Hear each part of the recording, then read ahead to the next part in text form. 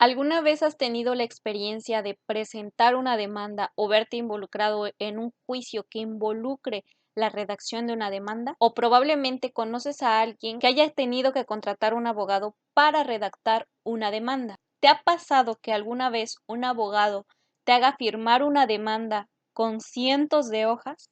¿O probablemente con solamente una hoja? Este video te será de mucha utilidad porque te enseñaré los requisitos que debe contener una demanda para que ésta pueda ser admitida por una autoridad. En este caso, vamos a tomar como ejemplo un juicio de divorcio incausado. Y debes saber que los datos que se van a utilizar durante este video son meramente ficticios, simplemente para el mejor entendimiento de las personas. Y bueno, comencemos a redactar la demanda.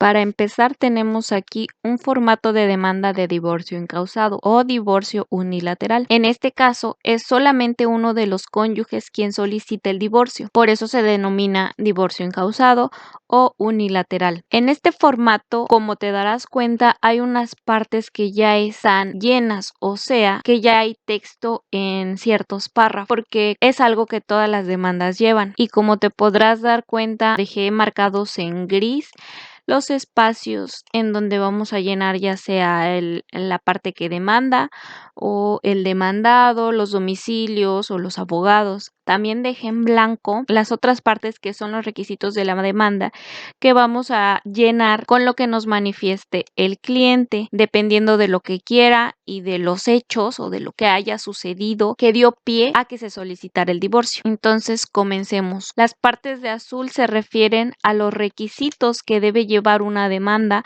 según el Código de Procedimientos Civiles para la Ciudad de México. En este caso vamos a hacer un formato referente a la Ciudad de México. Primero que nada, tienes que saber que el fundamento legal para los requisitos de la demanda se establecen en el artículo 255 del Código de Procedimientos Civiles para el Distrito Federal.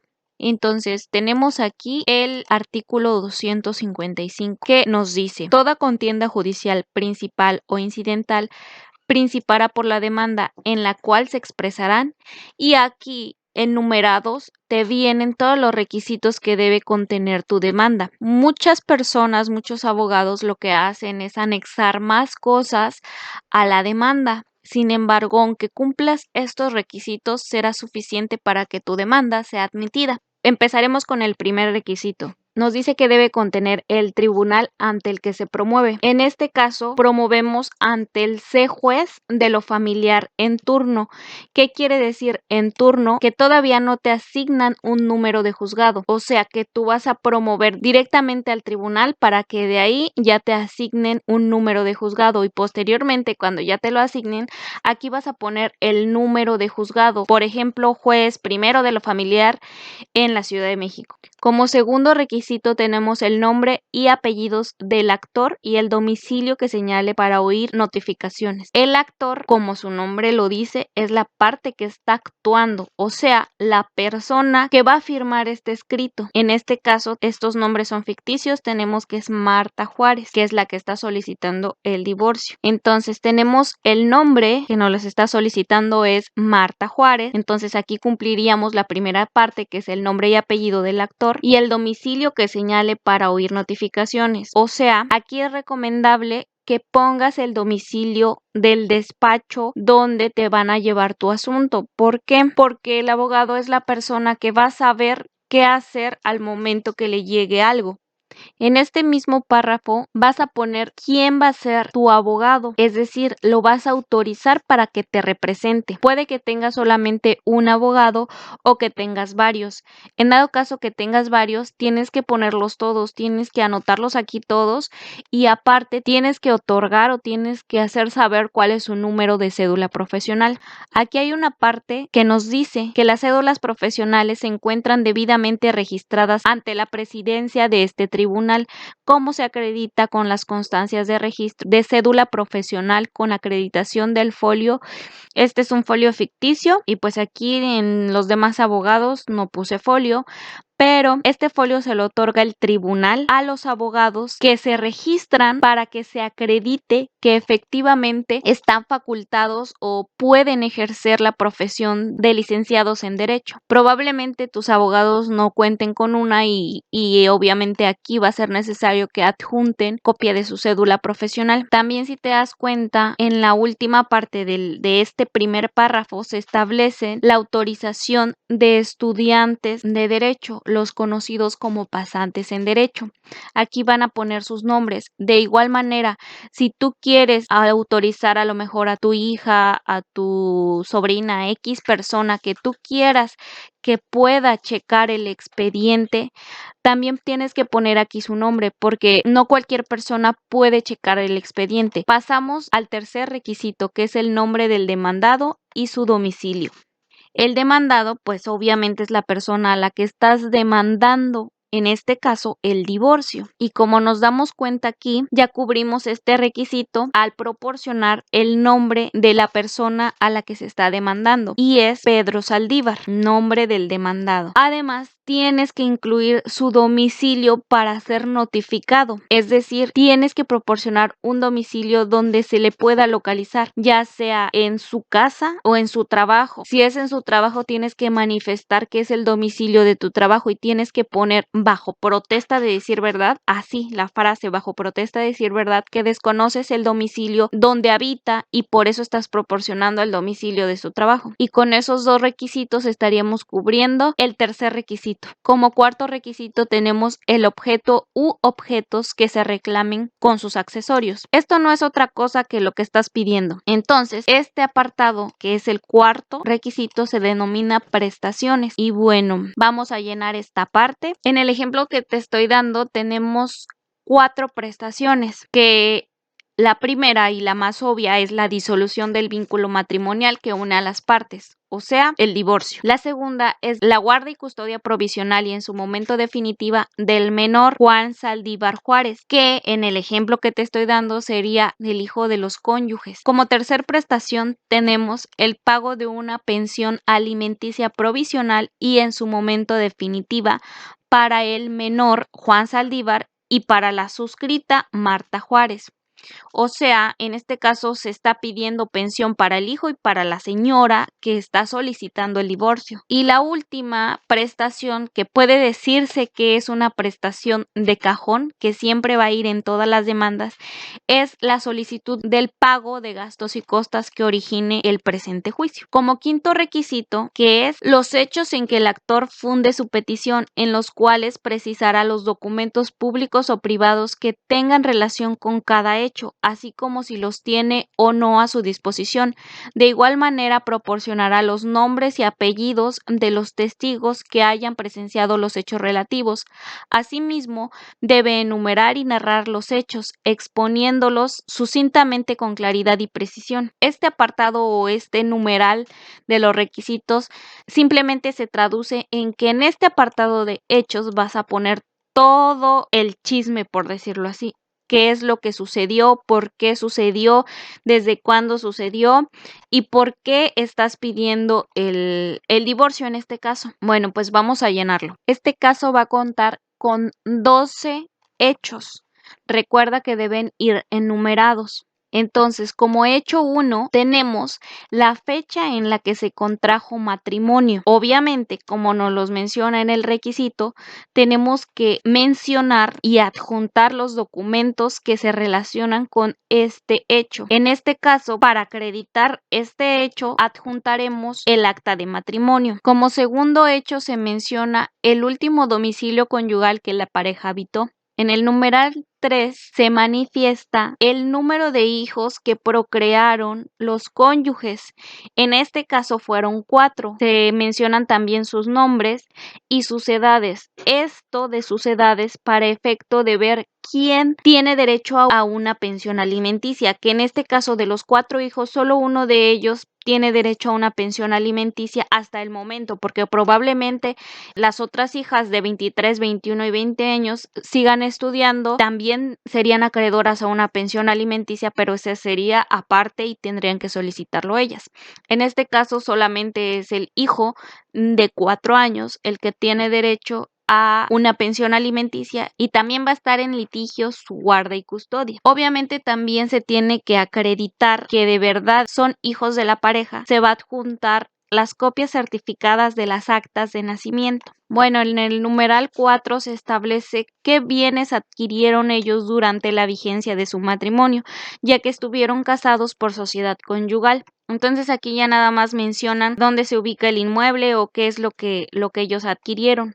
En el numeral 5 se menciona dónde trabaja el demandado, en este caso es Pedro Saldívar, y cuál es la cantidad que percibe él, no solamente de su trabajo, sino de otros ingresos que él tenga. En este caso, la señora lo acreditará con recibos de nómina que va a acompañar a esta demanda, pero puede darse el caso que no cuente con estos recibos de nómina y entonces tendrá que manifestar otra vez bajo protesta de decir verdad que no cuenta con estos documentos. El numeral 6 y 7 no son otra cosa que narrar la calidad de vida o la vida diaria que tuvo la señora o que tuvo la familia durante la vigencia del matrimonio.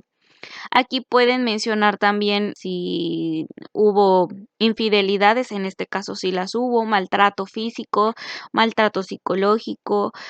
Aquí es donde puede llegarse a establecer algunos testigos. Se tiene que mencionar, por ejemplo, en esta ocasión menciona el maltrato psicológico o las infidelidades. Entonces aquí se pudiese poner que tal persona fue testigo y lo vio o X circunstancia. En este caso no se menciona algún testigo. El numeral 8 y 9 va de la mano con los dos numerales anteriores, ya que es lo mismo, vas a manifestar el tipo de vida que llevabas al lado de tu pareja.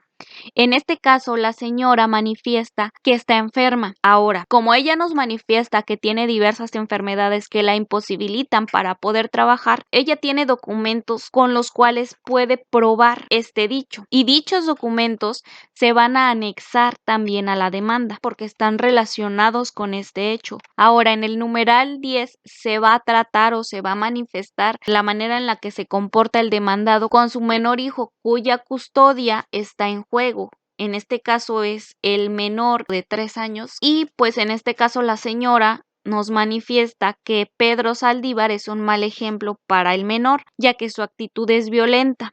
Entonces, con este hecho se va a intentar hacer ver al juez que el señor no es apto para que lleve la guarda y custodia del menor. En el numeral 8 de igual manera se hace manifestaciones del tipo de vida que se llevaba con el cónyuge, así como su trato y su comportamiento para con su esposa. Y por último, en el numeral 12 se menciona: hago del conocimiento de su señoría que es mi voluntad ya no continuar con la vigencia del matrimonio que me une con Pedro Saldívar.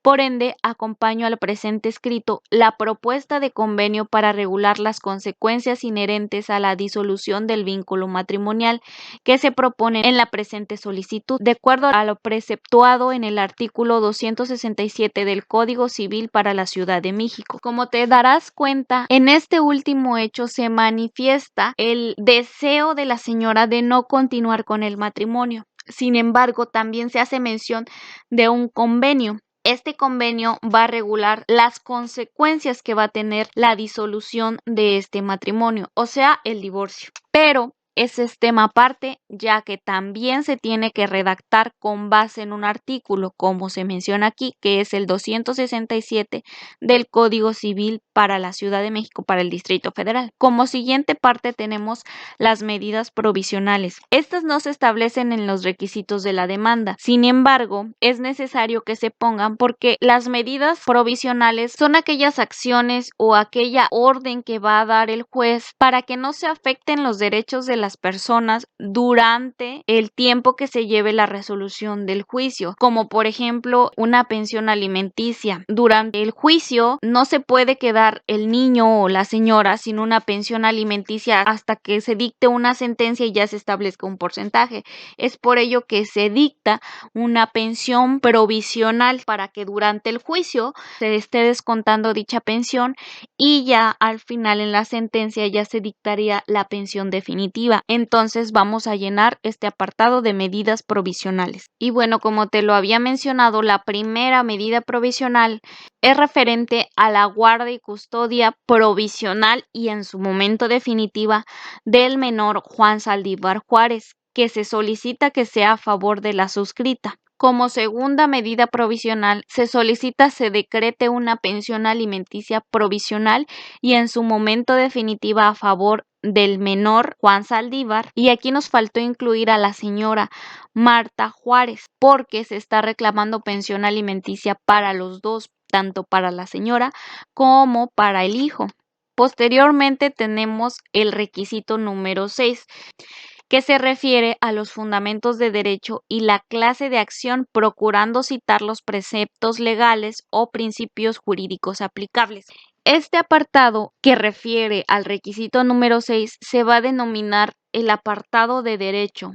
Aquí no es otra cosa que citar el número de artículo que se relaciona con este escrito de demanda. En este caso, en cuanto al fondo del asunto, son aplicables los artículos 266, 267, 271, 282, 289 y demás relativos aplicables del Código Civil para la Ciudad de México.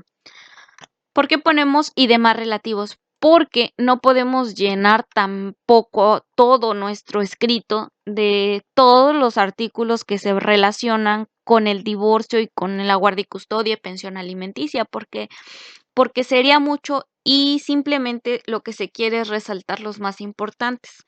Ahora, en cuanto al procedimiento, que es la manera en la que se lleva un juicio, son aplicables los artículos 255, 260, 272A, 274, 290, 299, igual, y demás relativos aplicables al Código de Procedimientos Civiles para la Ciudad de México. Muchos abogados lo que hacen es copiar y pegar lo que dice cada artículo. En este caso estaríamos copiando y pegando tanto lo que dicen los artículos del Código Civil como el de procedimientos civiles. Sin embargo, personalmente considero que es innecesario, ya que los jueces y todas las personas que trabajan en los juzgados cuentan con sus códigos civiles y también se pueden checar estos en internet. Entonces, considero que sería un mal gasto de papel y también mucha información paja. Por último, tenemos aquí una frase que muy probablemente vas a ver en todas las demandas. Por lo antes expuesto y fundado, a usted, se juez, atentamente pido. Y abajo de esto es lo que tú estás pidiendo, pero resumido. En este caso, estás pidiendo tenerme por presentada, demandando en la vía y forma propuestas la disolución del vínculo matrimonial que une a la suscrita con el señor Pedro Saldívar, que no es otra cosa que tenerte por presentada demandando el divorcio a tu esposo. En segundo, tener por señalado el domicilio para recibir notificaciones y documentos y por autorizados a los licenciados en Derecho y estudiantes de la misma disciplina que mencionan en el cuerpo del presente curso. El curso es este escrito para los fines que se precisan. Entonces, aquí estás pidiendo que se autorice a tus abogados y a los estudiantes en Derecho o las personas que hayas decidido autorizar para que chequen tu expediente. Y por último, en su oportunidad, previos los trámites de ley, dictar sentencia conforme a derecho corresponda. Casi esto lo vas a ver en todos los escritos de demanda. El protesto lo necesario. Igual siempre tiene que ir en todas las demandas. Y bueno, tenemos el apartado número 8. Si te das cuenta, nos brincamos del apartado 6 al apartado 8. Vamos a nuestro Código de Procedimientos Civiles a checar por qué nos brincamos dos requisitos.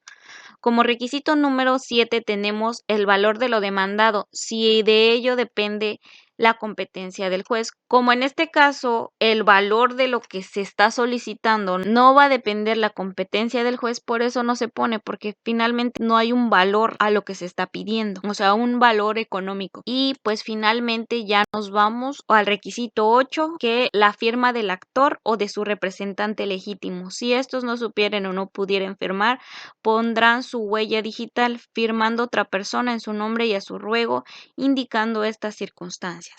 pues en este caso, para cumplir con este requisito no es otra cosa que la firma de la persona que está presentando la demanda o de su representante legal. En este caso, pues es la señora la que va a firmar, es Marta Juárez, pone su firma. Y también es indispensable o es importante poner la fecha en la que se está tramitando esta demanda, que en este caso es el 14 de julio de 2021. Es un ejemplo. Por último, tenemos el apartado, el requisito número 10. De igual manera, nos brincamos un requisito que es el 9. Vamos al código a ver a qué se refiere el requisito número 9 y por qué no lo pusimos. Aquí nos menciona que para el trámite de incidentes en materia familiar, la primera notificación se llevará a cabo en el domicilio señalado en autos por las partes, si se encuentra vigente en el juicio principal, y para el caso de que haya resolución firme o ejecutoriada o haya inactividad procesal por más de 3 meses, se practicará en el lugar en el que resida la parte demandada incidentista. Esto no es otra cosa que te están diciendo que si vas a tramitar un juicio chiquito, vamos a llamarlo así, dentro de este juicio principal, entonces van a notificar en el domicilio que tú proporcionaste en tu escrito de demanda. El incidente es un juicio chiquito dentro de un juicio principal, pero eso es tema de otro video. Y bueno, ya vamos al requisito número 10 que dice: en los casos de divorcio deberá incluirse la propuesta de convenio en los términos que se establecen en el artículo 267 del Código Civil, con excepción de lo preceptuado en el segundo párrafo de la fracción 5 del presente artículo, debiendo ofrecer todas las pruebas tendientes a acreditar la procedencia de la propuesta de convenio.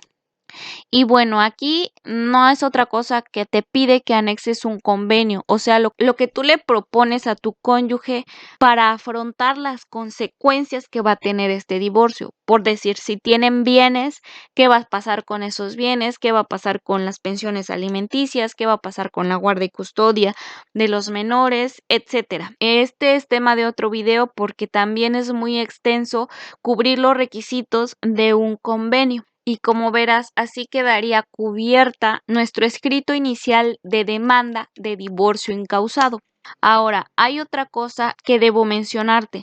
En tus futuros escritos, cuando ya tengas asignado un número de juzgado, te van a asignar también un número de expediente. Y todos los escritos que ingreses posteriores a este, vas a poner aquí abajo número de expediente o expediente y vas a poner el número de expediente que te asignaron. Pero pues en este caso no podemos ponerlo porque todavía no nos lo dan. Una vez que hayas terminado y ya tengas tu demanda lista, vas a armar tu juego original, o sea, el que se va a entregar al juzgado. Este debe de contener la demanda debidamente firmada, los documentos que mencionaste en el capítulo de hechos. En este caso, pues el acta de matrimonio, las actas de nacimiento de los hijos, los documentos del hospital que acrediten que la señora está enferma y los pagarés que mencionamos que el señor había firmado, así como sus recibos de nómina que la señora también los va a presentar. Y recuerda que si tu abogado todavía no tiene su registro, debes anexar una copia de su cédula profesional para acreditar que efectivamente está autorizado para ejercer la carrera de licenciatura en Derecho. Ahora, ya que tienes tu primer juego, que es el original, vas a imprimir otro juego de la demanda con los documentos que mencionaste y este no lo vas a firmar porque va a ser tu traslado. ¿Qué es un traslado? El traslado son los documentos que se le van a entregar a la parte que tú estás demandando. En este caso, al cónyuge. Se le tiene que entregar la demanda que tú estás entablando en su contra, por lo que este traslado va a servir para que la autoridad vaya y le notifique a tu cónyuge que tú le estás demandando el divorcio. Así que tú tienes que anexar una copia de la demanda con sus debidos documentos. Es recomendable que los documentos que tú anexes como traslado los vas a doblar a la mitad de manera vertical para que los identifiquen como traslado.